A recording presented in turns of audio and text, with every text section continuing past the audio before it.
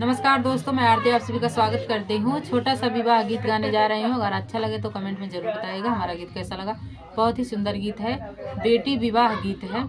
अच्छा लगे तो कमेंट में जरूर बताइएगा हमारा गीत कैसा लगा। लाल गुलाब नीलिया साड़िया बनी कवन साड़िया पे नबुए तनी जूनिया बनी कवन साड़िया पे नबुए तनी जूनिया।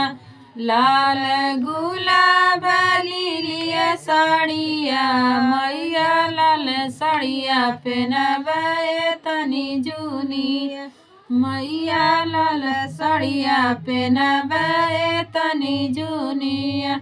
लाल गुलाब कुसुम साड़िया बन्नी कवन साड़िया पहनबुए तनी जूनिया बन्नी कवन साड़िया पहनबुए तनी जूनिया।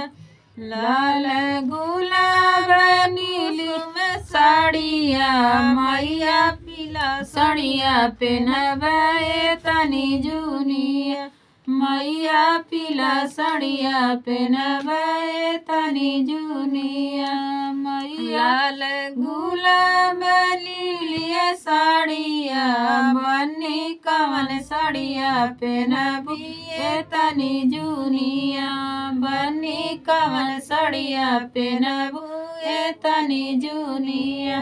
लाल गुलाब कुसुम साड़िया मैया कुसुम साड़िया पहनबे तनी जूनिया मैया कुसुम साड़िया पहनबे तनी जूनिया।